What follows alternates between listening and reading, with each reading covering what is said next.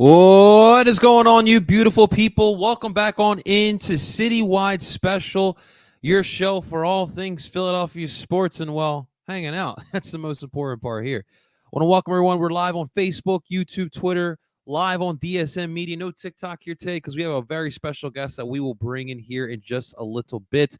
Of course, ladies and gentlemen, we have a full slate of topics to discuss. Obviously, the main topic today, a lot of people want to talk about, is Messi, Miami taking over Subaru Park, destroying the Union. We'll discuss that.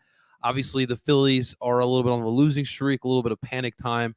And then, of course, we're going to continue talking about the shit show that is the Philadelphia 76ers. All right, so let's dive into today, guys. So today we have our first special guest. He's going to help us discussing, breaking down all these topics. You may follow him on TikTok. You may have called him a jerk off before. You have seen him react before. Ladies and gentlemen, without further ado, dear friend of mine, please welcome on in Mr. Cahtah. Cahtah. What's up, everybody? What's up, brother? Welcome to Citywide Special, man. How you feeling? I'm feeling great. You know, besides the fact that Union fans decided to let Messi fans come and invade our stadium, I'm feeling good. Dude, just listen. All right, we'll talk about that in a second because I got my fair share of thoughts to talk about. But Cahtah, so listen, the most important part of this show now, this new show that we have started, we want to make sure that this is chill, as laid back as possible. So as we all know, in the Citywide Special, we got our shot special, which today we're bringing back the aguardiente. We're going to have to bring up the whiskey up here because we're going to have to switch to whiskey here because I don't want to destroy my aguardiente here. And today's beer choice, we got the Modelo Oro. If you guys are not familiar, hold on one second. I know Cahtah. I know Cahtah now too. I know Cahtah's got something. I got myself good. A mini fridge. Let's fucking go. I love that, man. Modelo Oro is today's beer choice, ladies and gentlemen. Shout out to the Cape May Brewing Company. We got the Swedish fish water ice. Dude, that sounds good. Fish water ice. That sounds good. So that's a Citywide Special for, I know we're still new. We'll in the first week, we'll kind of reiterate for people who aren't familiar with Philadelphia or just drinking in general, which, by the way, kudos on you. But Citywide Special, a shot and a beer. Typically, it's a nice deal. That's the point of it. So that's what we're doing here, man. So salute to Cahtah. Salute to everyone here today. Welcome to Citywide Special. All right, Cahtah, how you been, man? Well, before we get into any of that, I want to know about you, brother. How you been, man? What's new, man? How you been lately? I mean, we got the wedding coming up in 45 days now, so there's that.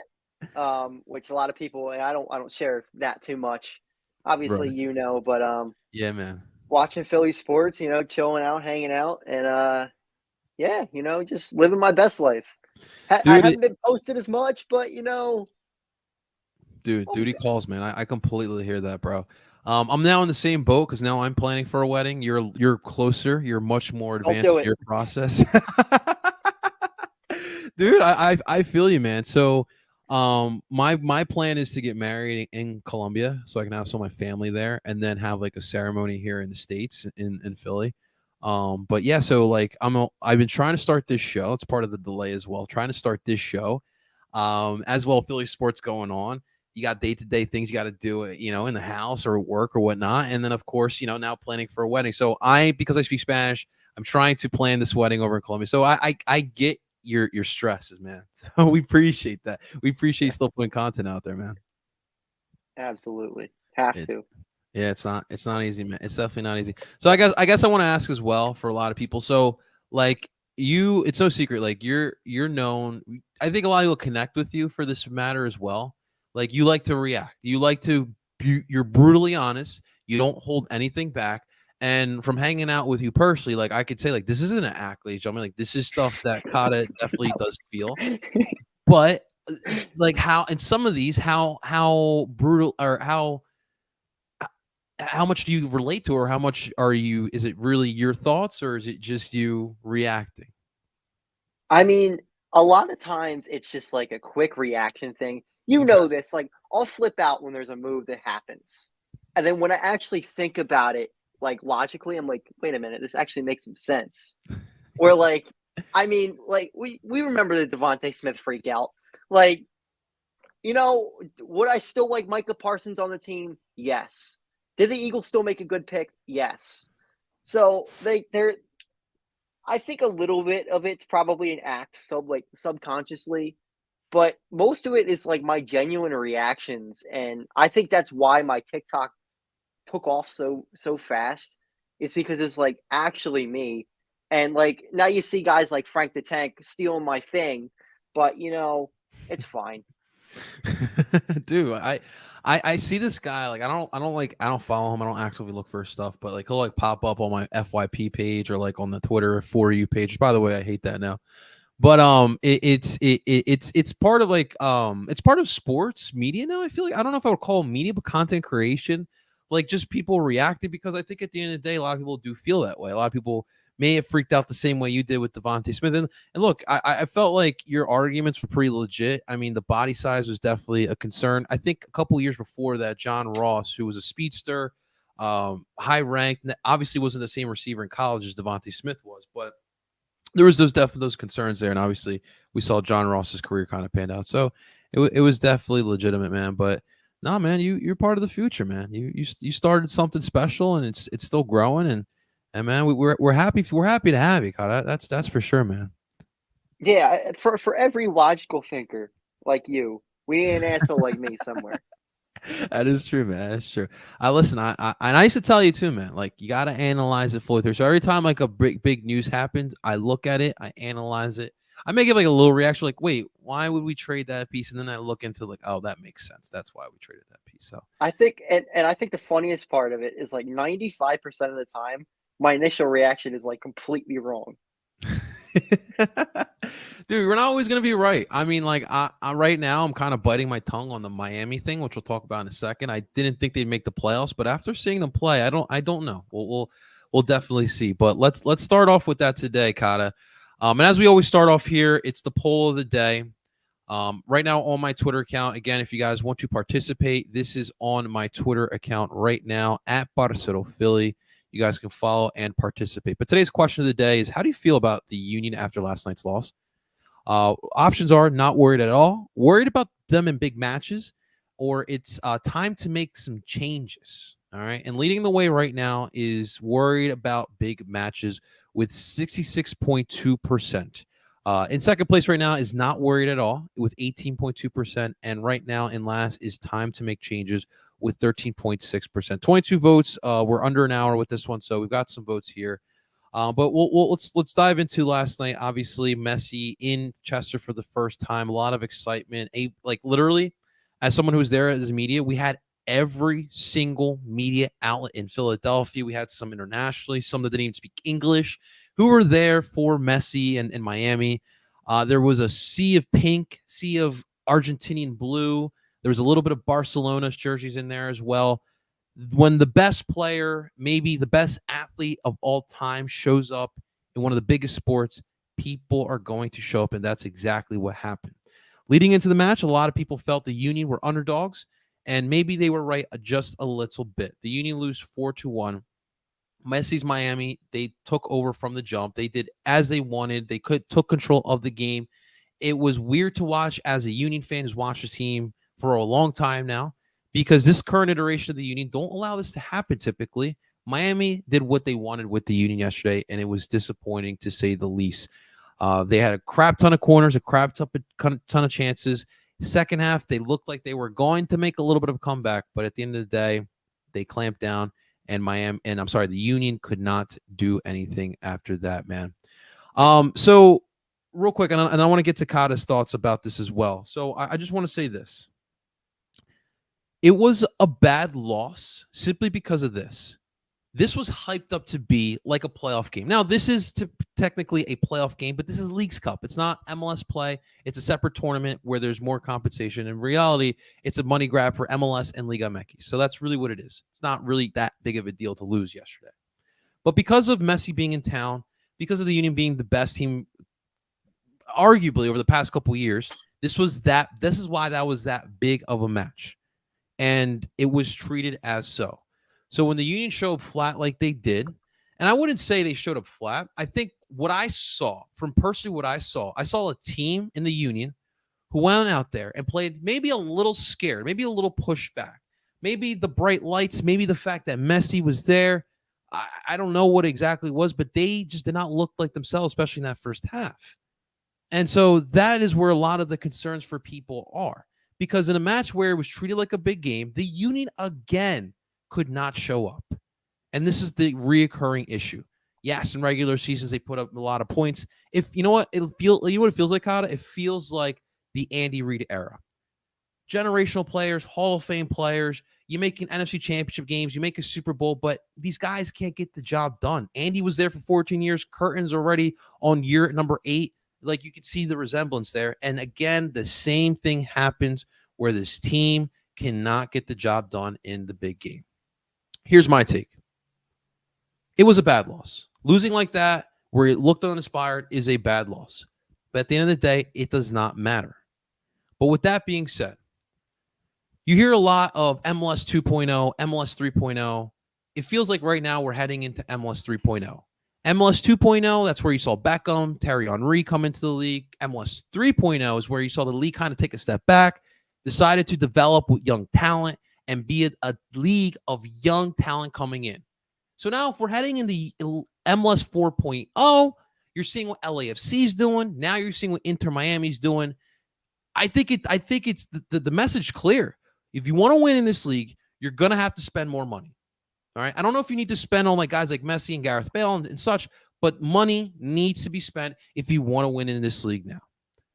So the reality set to me yesterday, although it wasn't that big of a deal to lose, but if we're going to compete, Nathan Harriels of the world are nice. Leon Flocks of the world are nice. Mikel Urre, by the way, had a really good game yesterday, are nice. But you see what you need to do to compete with the best of the best in this league. Now, Cahtah, you, my man, you have seen Union soccer in its best stages. But for you, man, what did you see out there? Honestly, it just seems like I've just noticed this ever since I've been watching the Union. Whenever there is a big game, and it almost feels like, the Sixers to a point on the same way. Whenever there's a big game, they fall flat. And it's not that they're not a good team. They just don't, for some reason, show up in the big situations. And even going back to your point of spending money, maybe it's not as much spending money, but maybe find a way to keep a guy like Brendan Aronson around. I mean, I know that's easier said than done because they want to go play in Europe. But, I mean, Brendan Aronson would have done a ton for this team still being here. But that's hopefulness, I guess. Yeah, and I hear what you're saying there. So my thing is like, that's a great example you bring up. All right, so Brendan Aronson, you're selling for like $6 million. You got extra money because he got sold off later on to Leeds. Mark McKenzie, you get a good chunk of change. I know DeVries, you got like a little bit, but at least that's European money. It's euros. That's a good amount of money. You sold some players. Where's the money going to? I get it, the youth academy, right? We're trying to have the best youth academy in the country, and I understand that. But like youth academy players, they take a while.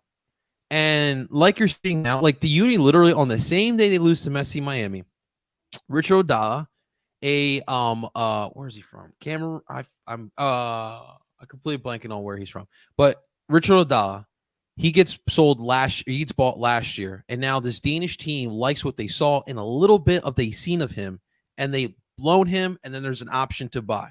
So like, you get young players, and this is kind of like the trend in soccer in general, especially if you're not the Premier League team. You sell players, and then you use that money towards other players. My problem is that you're getting this money, you're investing it back in youth academy, but you're not spending any of your money.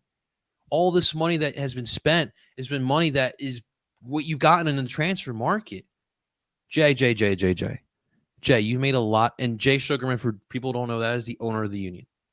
You have done a great job of building a solid foundation, a solid club in the MLS with little money that you've put into it.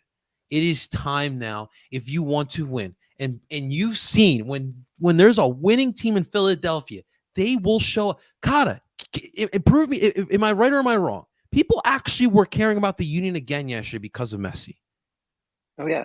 People were talking about it. And I bet you if they beat Messi, the whole city would be talking about it today. WIP, first thing.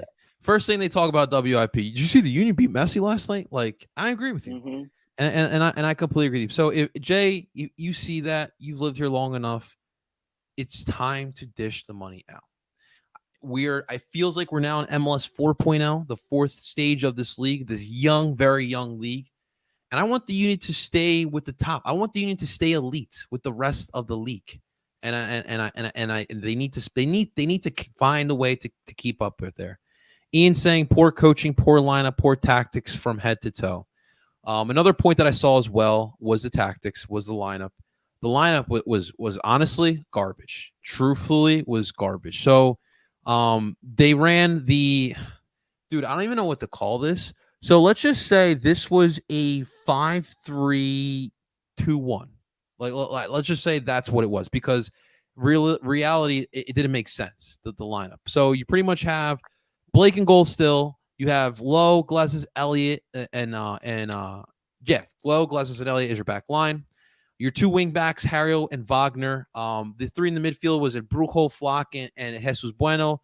Gazak was your attacking guy. Chris Donovan was your forward. The tactics made no sense. And here's the thing, like, no Carranza, right? That sucks. That's rough. But you decide to start Chris Donovan? Like, I get Chris Donovan's coming off a big match, and Jim loves to just congratulate or reward. He likes to reward players for hard play, good practicing ethics, and it, like, I get that, and we understand that. But Chris Donovan is what he is. He missed like 3 chances last night in that second half. We love his story, Philly kid, Drexel boy. We love that. But at the end of the day, like, we're going up against Messi, Sergio Busquets, Jordi Alba, Josef Martinez. People forget as well. Everyone was shitting on Miami's roster. Josef Martinez was an MLS MVP not that long ago in 2018. Like, they have a good team, but I do think that these guys did play low. And another point I wanted to mention. So to the tactics point, Pat Noonan, who's now with Cincinnati, he was in charge of tactics, the game plan of the Union, and that was a big help to Jim. Now Jim has to rely on kind of himself, the rest of his analytical team, and of course Ryan Richter is there, and we're not really sure what Ryan Richter's role is. When I saw Pat Noonan here, he seemed more involved than Ryan was. Ryan just seems like he's just looking at what Jim's doing, and that could be an issue because now Jim has a lot more responsibility, and that could be tough.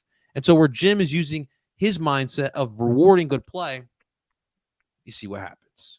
Chris Donovan was not ready for that situation. Maybe 30 minutes of Chris Donovan's good, but 67 minutes of Chris Donovan was not really what we wanted to see at all, man. Absolutely terrible. 0-3 in U.S. Open Cup. Is it loading? Here we go.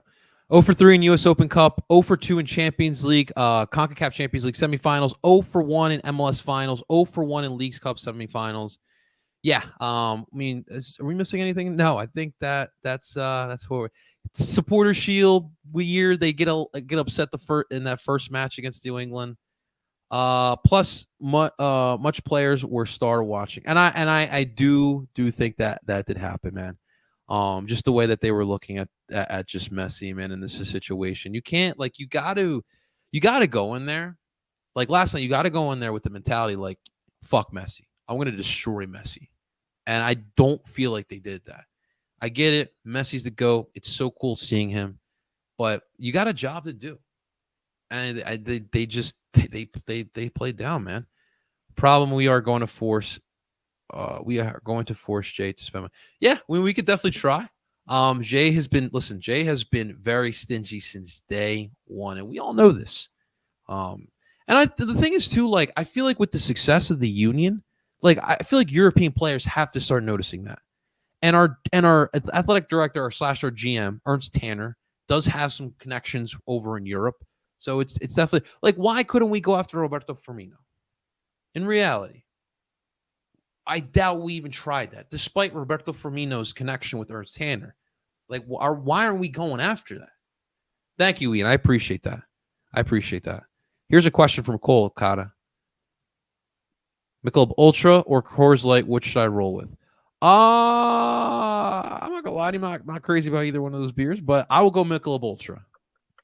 Definitely. I'm a beer guy, so yeah, I was gonna say Cahtah can't even drink beer here, but so wait, what do you? So you got is it seltzer over there? What do you got over there?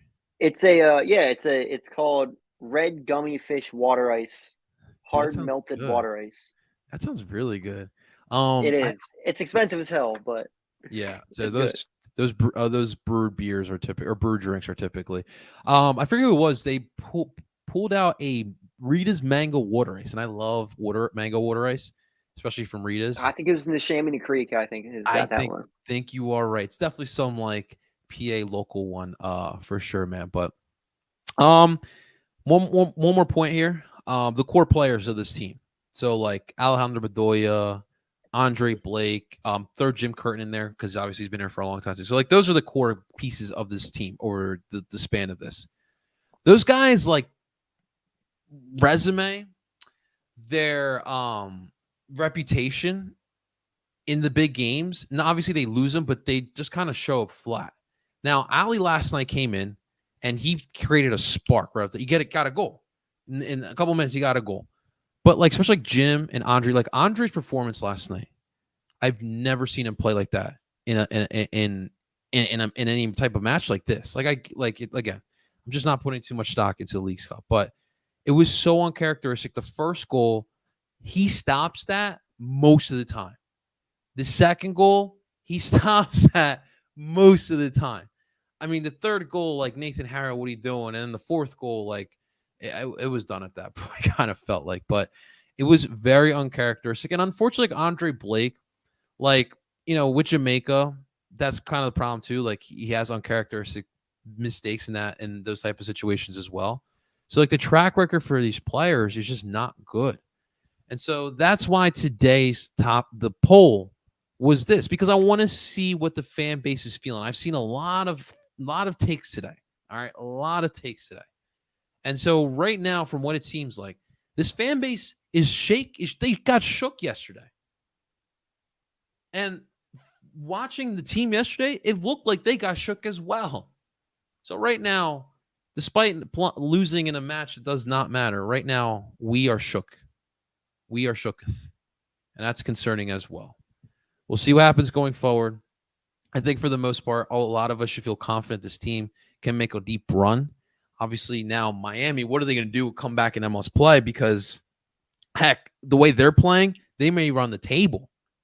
And if they make the playoffs, bro, I do not even want to think about that. But next up for the Union, they'll play Saturday. They got Monterrey. That's going to be for third place. Still important because you could still get into Champions League. So we're going to have to wait and see about that, man. But it's rough, guys. What's up, Scotty? What's going on, brother? Scotty.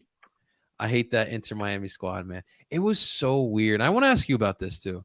Like, I'm looking around, and dude, they're legitimately chanting Messi, like the Messi fans.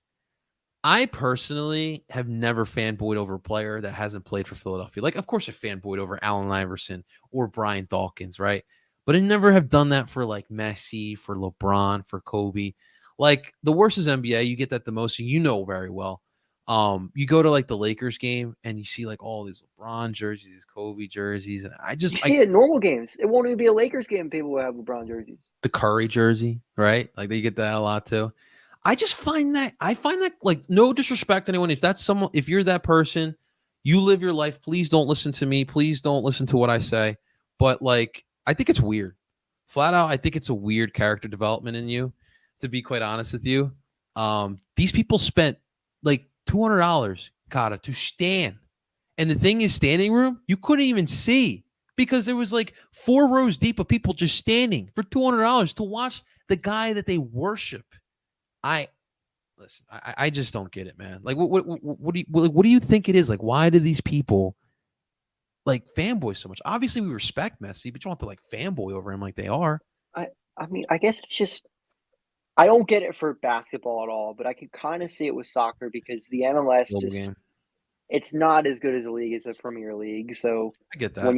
when you follow the best player in the world, it's bandwagon behavior is what it really is. But I guess I could see it a little bit more for soccer, but I still think it's just crazy that people go all out for one player like that.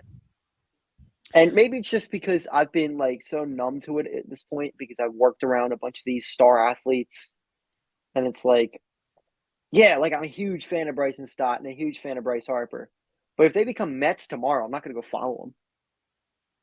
So weird, bro. Yeah, dude, look at these LeBron fans. They went from Cavs fans to Heat fans, back to the Cavs, and now they're Lakers fans, dude. And then when LeBron they trash every team out the door too. It's the funniest thing. It's so weird. Yeah, dude. So I saw last night. I'm walking around, I'm just trying to catch the vibe, see what everyone's doing and feeling.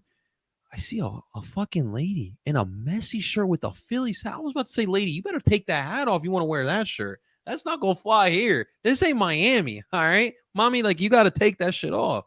It's just weird for me personally. Dude, the amount, like, I walk out the stadium, guy in a Colombian baseball hat. It pained me.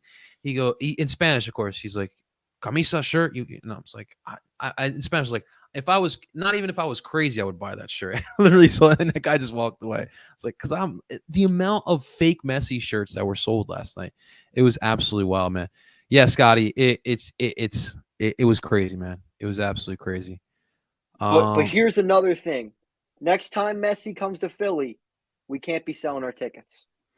Can't be, man. You can't be. We got it. We got to fill that place, and we got to make Messi scared. Yeah, he was, dude. He feels so comfortable. Well, it's basically a home game every game for him at this point. Every game, man. And this is what so back in the 70s. I don't know if you ever heard of Pele, Cahtah, but back in the 70s, we had the NASL. That was the soccer league at the time that was trying to make it in American soccer. And when Pele came here, boy, every single city, it was, and New York Cosmos, everything, Pele, Brazil, and this was the 70s. This is Pele on steroids because now there's the internet. Now there's more people. Obviously, now we have an influx of immigration. We have people from all over Latin America. I saw Guatemala flags, Honduras flags, Brazilian flags, Ecuadorian. Actually, the Ecuadorian flag was a Union fan. He was sitting in the supporter section, and I made sure to give him props because he was the real one there. So it's to me, it is crazy. But you're right. It's more prominent in basketball. I'm sorry, in this sport because, like you just said, we're not the biggest league. But to the point too, Cahtah, like for all these people, and I hope that people yesterday saw the atmosphere, saw the Union fight, and decided like, hey, you know what? I might support the Union. I'll be a Messi fan, but I'll support the Union here and there because that's what we're trying to do. We're trying to grow the game, and for the people who are Philadelphians that just came out for Messi, look, if you want players like Messi to come here earlier in their career, what you can do by helping is support the team. Look, Cahtah, before I met him, didn't even know anything about soccer, could care less about soccer. But because he understands how big the sport is and because he loves his city, he supports. And that's the point. Like, we're not there yet. It's hard to do that, especially when we have like a 50, 60-year delay. But we're getting there. We're slowly getting there, and Messi is helping. He's definitely helping, man. He's great for this. He is really great for the MLS. Whether we like it or not, he is good for the MLS. He is. He's bringing a lot of popularity, and people are talking about it. Dude, everyone in Philadelphia was talking about it yesterday, so it is pretty cool, man. Is there any fear that these big name players continue to join only Miami and LA in MLS? So like I mentioned in MLS 4.0, it does feel like there's going to be an emphasis of building a collective team, but also trying to bring these star players. LAFC, you saw, they put together a dangerous roster with depth, but also were able to bring in Gareth Bale. They got lucky because they brought Gareth Bale on a much, much cheaper contract than what he was making in Spain and with Madrid. So that's kind of the tricky part, where those type of teams, LA and Miami, can kind of finagle their way with trying to get these players, because all you got to do is say, you want to live in Miami? You want to live in LA? And they're like, well, of course I do. Right. And of course I want to still play, and I still want to make money. And I know that America is a humongous market, so it makes complete sense for these players. However, the MLS, with that said, the MLS has to understand that, and they have to change their rules. Like the salary cap, I do love it, because I don't want to see, like you see in Europe, where like the same 2-3 teams win every single year. That's boring. So that's the important part. But you're going to have to expand the salary cap. You're going to have to allow one more extra DP, so allow these teams to sign more quality players. Luckily, the New York teams don't want to spend money. They don't want to put really good teams together. So it's really down to Miami and LA. So we have 3 teams in those markets. So we'll see, man. That's really going to be tough to compare to the La Liga or Ligue 1 stadiums where Messi played at. Wait, reference. So you're saying? Oh, because you're saying that they didn't sell out in those stadiums. Well, I mean, obviously, like soccer is bigger in those. Dude, when Messi was in League, dude, every stadium was Messied out. I'm pretty sure it was. Maybe not Montpellier or like Marseille or Lyon, but yeah, definitely like Saint Etienne and Augsburg, like clubs like that were definitely all Messied out. Trust and believe that one, man. All right, Cahtah. You want to talk some Phils? Let's go. Of course I do. Because you know what sucks, dude?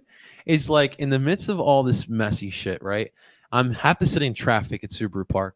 So I'm like, well, the Phillies can't make my night any worse. And then boom! No, they can. Seranthony Dominguez, and you're losing 2-1, blowing leads, and yeah, man. So, dude, what happened last night, bro? What's going on with the bats? That's really that's the main concern for me, at least. Yeah, it's frustrating, and I think a lot of it has to do with, Brandon Marsh is still not in the lineup. We're waiting for him to get back, and I know we can't rely on guys like Brandon Marsh, but he's a big part of that lineup, and he provides a different juice to the lineup as well. It just seems like they get really hot for periods, and then they just go cold. And I think that's what's happening again, is they're cold again. And it's super frustrating because you finally got a really good outing from Wheeler, and you blew it. That's the worst part about it, man. And I didn't like I thought Dominguez should have been pulled after they did that little review there, called the guy out at home. He didn't have it. Take him out, put somebody else in. I know our bullpen's not real deep right now, but Dominguez hasn't had it all year. They got to kind of let it go a little bit. Like, he just doesn't have it. And it may have cost us a game last night because of it. So for me, like, I don't know what to think of with Seranthony Dominguez and just this bullpen in general, because like even like Bellotti, like Connor Brogdon, guys like who have helped us in the past, it just feels like we've kind of used up their arm in a sense. So it is a little bit difficult. Do we bring up Mitch McGarry? You got to do something. Because right now you're getting thin on arms. McGarry ain't it. I'm not sure if you saw what McGarry did last night, but he is not Definitely. It. Well, he had 6 walks and gave up 7 runs and didn't record an out. No, that's a great line. Yeah. And the outing before, he wasn't much better. So yeah, I want to hope that this the bullpen will find the magic again come playoff time like they did, but. Like the bats right now, like Brandon Marsh coming back for sure will help. Absolutely. I mean, for sure. But like the top of the order has been pretty bad. And like, I don't understand why Thompson doesn't like to rotate the lineup at all. Like, if just why not just move it around a little bit? I don't think, like, I don't understand how like that messes with their psyche. Like he says, he doesn't want to panic. Like he always mentions that as well. But like also doing the same thing every single day in and day out is literally the definition of ignorance. Insanity. Insanity. I'm sorry. Insanity. But like he's still doing it every single. I think that's more crazier than quote unquote making a panic move and changing up the lineup. And I get it. I see the analytics where Schwarber does really well, or the team does really well when Schwarber's in the leadoff spot. He's batting 180. He doesn't get on base enough. Like, yeah, I'd much rather have a guy like Bryson Stott or Turner or somebody else at the top of that lineup, even Alec Boehm, who just hits the ball. And, I'd rather have that Schwarbomb happen when there's guys on base instead of a solo home run. That is true. Thompson's never going to do it. But it's just, I do think there needs to be a little bit of moving around. And when Harper doesn't have it, maybe move him down in the lineup a little bit. And usually when you move some guys down to the 6 or 7 spot, they get going a little bit because they get more pitches to hit. That's a good point. So and maybe that's what you do to get them going. And then you keep just rotating it around and just get these guys hot again. But they feel like they just fall flat at times. And hopefully when it comes to playoff time, they're hot again. But that's what we have to hope for. Yeah, and like that's why like I can't be too concerned because of the track record of this team right now is good. And we saw this same exact thing last year. I mean, dude, we can all point out that Cubs series in September last year, and then we all saw exactly what happened. So it's easy right now to kill this team. And listen, it's frustrating as hell when I'm leaving the Union match after we get killed by Messi Miami. And last thing I want to see is again the offense struggling after what happened over the weekend, and we just blew another game like that. So we're gonna have to wait and see, man. This to me today, man. Listen, it's a weird one. It's a weird week because you had Monday off. You have off tomorrow. So, dude, today you got to show out, man. And I'm not gonna make anyone feel any easier because Mr. Nola's on the mound. It's Nola day, baby. You know how those go. Woo! They go really good or really bad. Awful. And your nerves are going to be shot. You're going to lose all nails. Like you're going to bite them down to the gnome. So it's going to be a lot of fun here today, man. What do you think's going to happen? Think they show up? I have no. I've lost all confidence in Aaron Nola.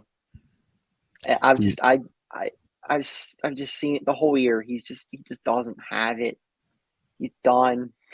I really pray to God they do not give him a massive contract in the offseason because he's just not it.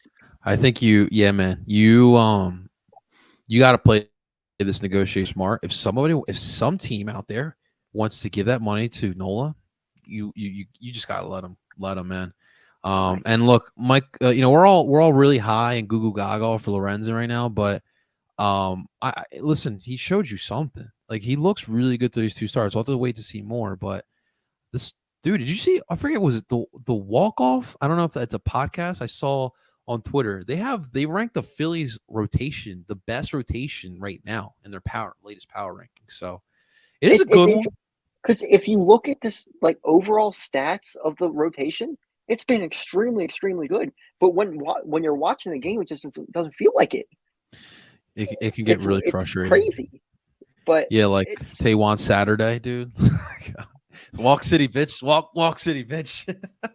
And the walks in what frustrate me so much is like Thompson will leave him in there an extra inning. Oh my god! And they'll walk 2 guys, and the reliever that comes in there winds up giving up a run every single time, and they'll be winning 3-0 by the end of the inning. It'll be 3-3 again, and we'll be back to square one. It was like the day where we had the live stream of the Marlins game, and the game that we blew the lead. We go into extras. He puts out Gregory Soto in the 9th inning, and then he warms up Craig Kimbrell in the next inning, or he brings him out in the next inning. Yeah, exactly. And then Kimbrel was not in the same position he's usually in and gave him a run. Yeah, absolutely, man. Absolutely. PSG typically, Scotty, PSG sell out most games because they've had a lot of star power since like the 2010s. So typically anywhere in France they will sell out. And nowhere. Oh, okay. Hating on like him because they had to deal. Like, yeah, dude. I mean, the rest of Spain. I mean, dude, a lot of Spain. Like, if Real fans, Atletico fans, Real Betis, Sevilla, Valencia, like those fans are pretty passionate. They definitely don't like mess. And the thing is like, I'm just like tired of like, I'm just tired of it. I don't like. We just talked about. I don't like fanboy culture. And so I understand he's a good player, and I respect him as a player. And I'm glad he won his World. I was one of the top people rooting for him to win the World Cup.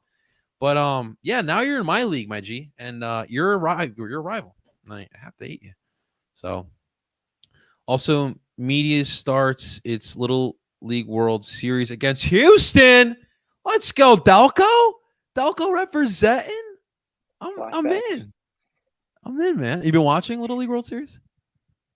No, I can't get into it anymore. I used to watch it all the time as a kid, but now it's just like I don't know. It feels weird watching children play baseball, but I know, man. I get It's like the energy is insane though. I'll give them that. you know what I think it was is that like I feel like as a sports fan, I would watch a little bit, nothing crazy, but like as a sports fan, I thought that there was nothing else in the summer.